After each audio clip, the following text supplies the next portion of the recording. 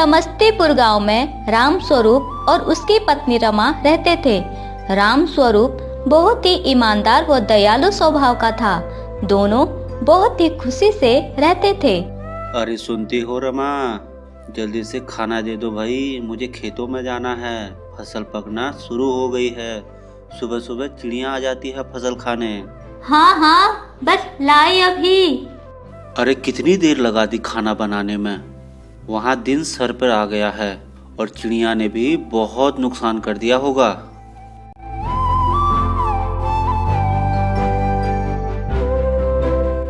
लो जी, गर्मा गर्म भोजन।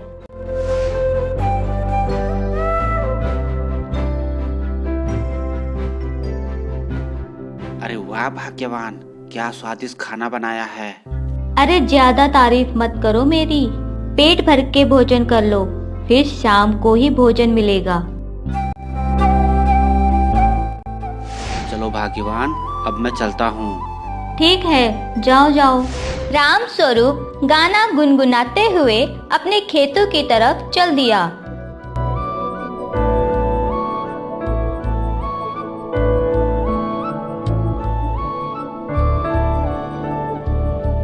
अरे अरे, इस बार तो चिड़ियों ने फसल ज्यादा ही खा ली।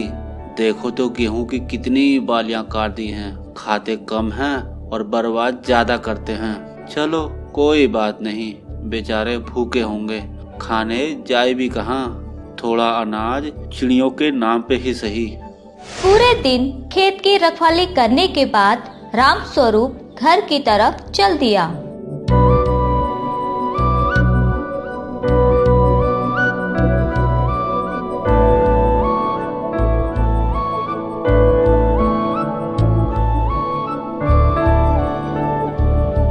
रमा, ओ रमा। अरे आ गए आप, रुको आपके लिए पानी लाती हूँ।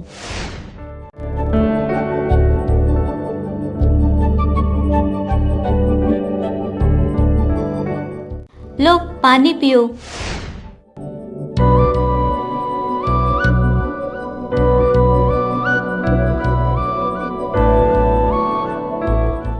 अरे वाह, बहुत प्यास लगी थी। सुनो भाग्यवान, खाना बन गया है तो मुझे दे दो। फिर मुझे जाना है रात की पहरेदारी के लिए। खेतों में जंगली जानवर आ रहे हैं।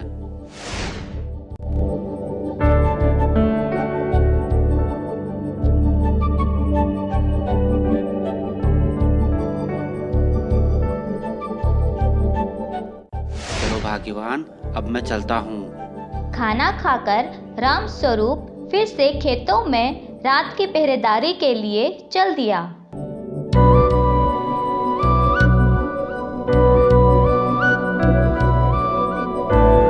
गांव के सभी लोग फसलों को जंगली जानवरों से बचाने के लिए अपने अपने खेतों में आग जलाकर रात को पहरेदारी किया करते। काका, ओ काका, जगे तो हो ना? हाँ हाँ राम स्वरूप, मैं जगा हुआ हूँ। फसल तैयार है। जब तक इसे काट मार कर घर नहीं ले जाते, तब तक ऐसे में नींद कहाँ आने वाली है। हाँ काका, ये तो सही बोला तुमने। काका, उधर बिरजू की खेत की तरफ भी देखते रहना। आज उसकी तबीयत खराब है, वो नहीं आया है। हाँ हाँ ठीक है, बस तुम मुझे समय समय पर चाय बना कर दे देना। हाँ हाँ काका, ठीक है। इसी तरह राम स्वरूप और बाकी के किसान रातों को अपने अपने खेतों में पहरा दिया करते थे।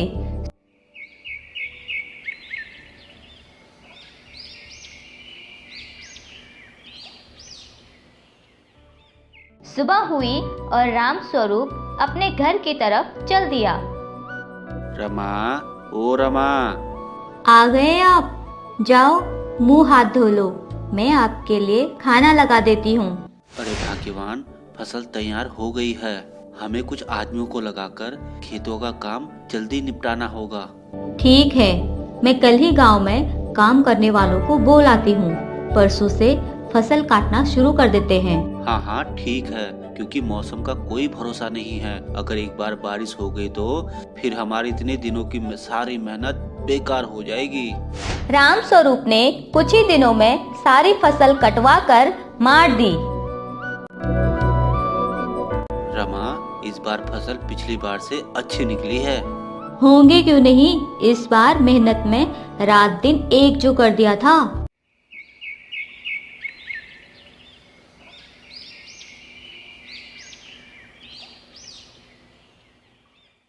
दूसरे दिन गांव के सभी लोग सारे गेहूं के बोरियों को बैलगाड़ी में रखकर अनाज मंडी की तरफ चल देते हैं। चलो चल चल चल चल चल चल।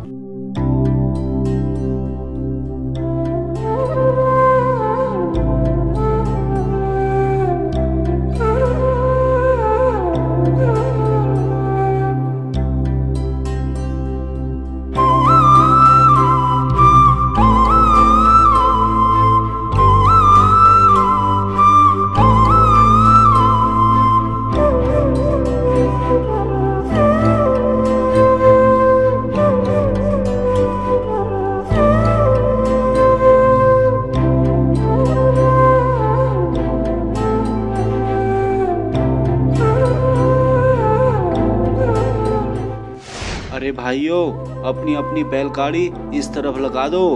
सभी ने बैलगाड़ी से अनाज खाली किया।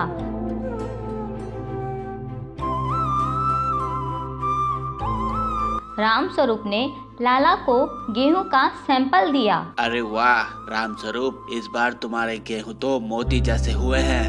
हाँ लाला जी, मेहनत भी बहुत की है। ये बताओ क्या भाव है इस बार गेहूं का? अरे राम स्वरूप, तुम तो हमारे पुराने ग्राहक हो, तुम्हारे लिए कभी गलत भाव लगाए हैं भला?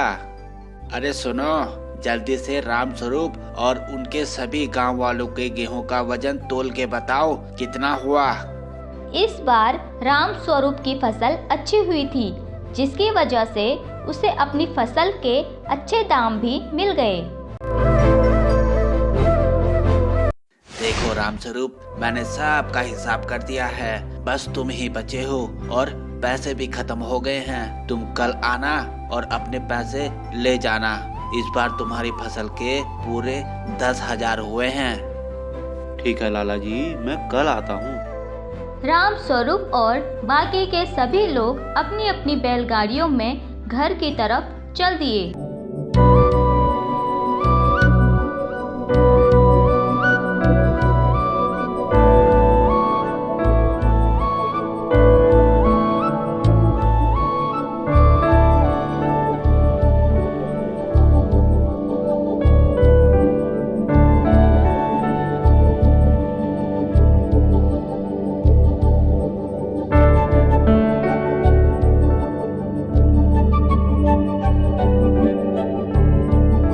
बड़ी देर लगा दी आपने, मुझे चिंता होने लगी थी।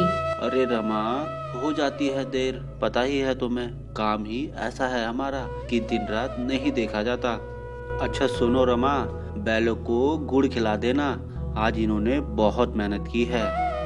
हाँ ठीक है, जल्दी से आप भी आ जाओ, खाना लगा देती हूँ।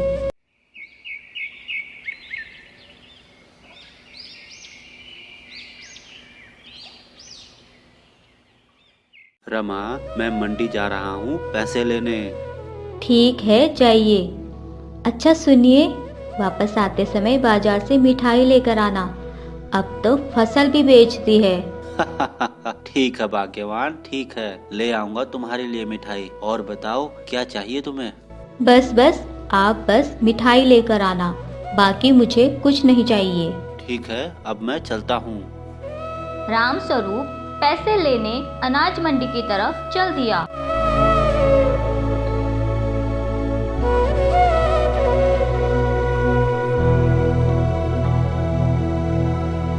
अरे बाप रे, गर्मी बहुत है, थोड़ा पीने को पानी मिल जाता कहीं से। चलो इस पेड़ के नीचे थोड़ा आराम कर लेता हूँ। वह पेड़ के नीचे बैठ जाता है। उसी पेड़ के पास 2 लोग और बैठे थे। अरे भाई, ये लो पानी पी लो, बहुत प्यासे लग रहे हो। कहाँ से हो भाई, इतनी धूप में कहाँ जा रहे हो? देखने में तो ये भले आदमी लगते हैं और इन्होंने मुझे पानी भी दिया है, इनसे क्या झूठ बोलना। कहीं नहीं, बस अनाज मंडी तक जा रहा हूँ। दरअसल कल मैंने अपनी फसल बेची थी तो उसी का पैसा लेने जा रहा हूँ। चलो ठीक है, अब मैं चलता हूँ। हा हा हा हा, बहुत दिन बाद आज फंसा है बकरा। रघु और बलवंत पेशे से डाकू थे। उनका काम लोगों को लूटना था। वह पहले लोगों की मदद करके उनका भरोसा जीतते और उनकी सारी जानकारी लेते, फिर उन्हें लूटते। राम स्वरूप अनाज मंडी पहुंचता है।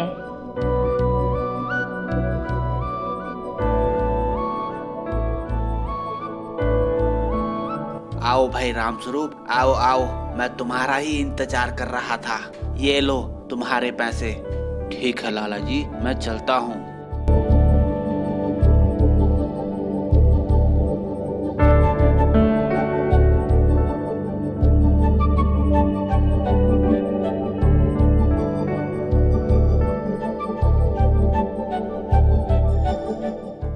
रघु, क्या हुआ? अभी तक नहीं आया वो? आ जाएगा आ जाएगा, कहीं जाएगा थोड़ी ना, एक ही तो रास्ता है। कुछ ही देर में राम स्वरूप उसी रास्ते में पहुंच जाता है। इधर रघु और बलवंत भी भेष बदलकर उसका इंतजार कर रहे थे। मौसम खराब था, बारिश होने लगी थी। राम स्वरूप भी जल्दी जल्दी घर की तरफ चल देता है। ए रुक, कहाँ जाता है और कहाँ से आ रहा है? कहीं नहीं, बस यहीं पास के गांव से आ रहा हूँ। चल निकाल, तेरे पास क्या है? देखो, मेरे पास कुछ नहीं है। अच्छा, जरा दिखा तो तेरे इस थैले में क्या है। अच्छा, तो फिर ये क्या है?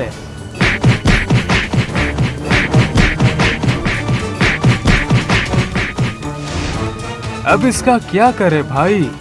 मार दे या छोड़ दें? मार देते हैं।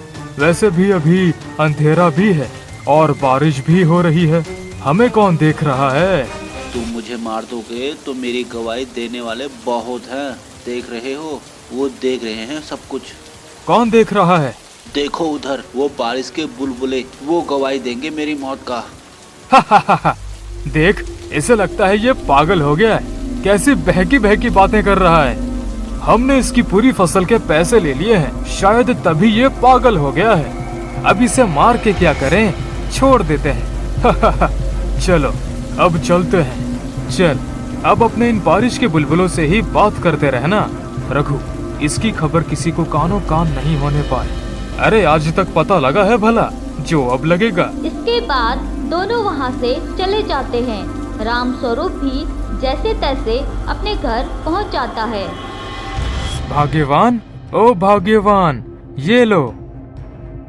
अरे वाह, लगता है आज तुमने बड़ा हाथ मारा है। हाँ, मिल गया था आज एक अजीब सा आदमी। अजीब सा आदमी? कैसा अजीब सा आदमी? अरे हम उसे मारने लगे तो वो बोलने लगा कि मेरी गवाही बारिश के बुलबुले देंगे। अच्छा।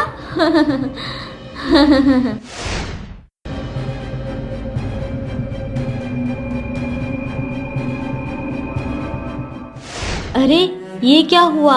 आपकी ये हालत कैसे हुई? राम स्वरूप ने सारी बात रमा को बताई।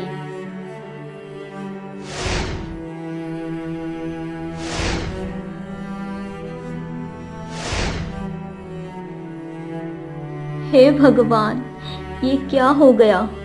हमारी इतने दिनों की मेहनत सब चली गई। देखना, कभी भला नहीं होगा उन लोगों का। आप ठीक हैं, बस यही काफी है मेरे लिए।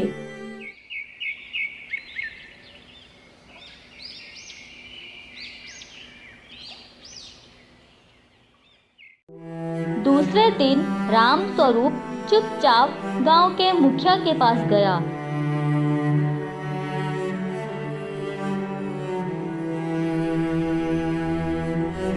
और मुखिया को सारी बात बताई।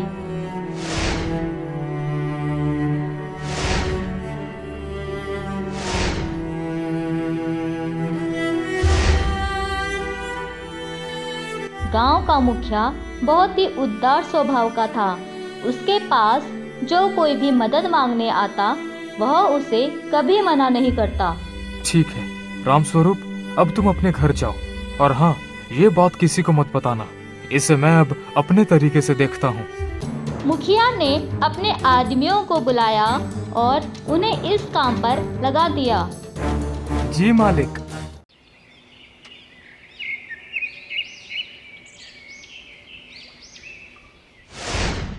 कुछ दिन बाद बारिश होने लगती है। क्या हुआ दीदी, हंस क्यों रही हो? कुछ नहीं, बस ऐसे ही। अरे दीदी, मैं इतनी पराई हो गई तुम्हारे लिए। नहीं सरला, वो तो मैं इस बात पे हंस रही थी। तुझे तो पता ही है हमारे आदमियों का काम कैसा होता है। जब उन्होंने पिछली बार एक आदमी को पकड़ा था तो वो बोलने लगा, मेरी गवाही बारिश के ये बुलबुले देंगे। उसकी बात सुन सरला हंसने लगी। उनकी ये बातें मुखिया के आदमियों ने सुन ली। अच्छा, तो ये बात है। जाओ, बलवंत और रघु को लेकर आओ। जी मालिक। मुखिया के आदमी बलवंत और रघु को ले आते हैं। बलवंत और रघु को समझ नहीं आ रहा था कि उन्हें यहाँ क्यों लाया गया है। तुम्हें पता है, कल जो बारिश हुई थी, इसमें जो बुलबुले बन रहे थे, उन बुलबुलों ने मुझे कुछ बताया है। इतना सुन बलवंत और रघु को राम स्वरूप की बात याद आ गई। माफी हुजूर, माफी, हमसे बहुत बड़ी गलती हो गई। मुखिया ने पहले तो राम स्वरूप के पैसे वापस दिलाए और फिर उन दोनों को कारागार में डाल दिया, और इस तरह से राम स्वरूप को बारिश के बुलबुलों की वजह से इंसाफ मिला।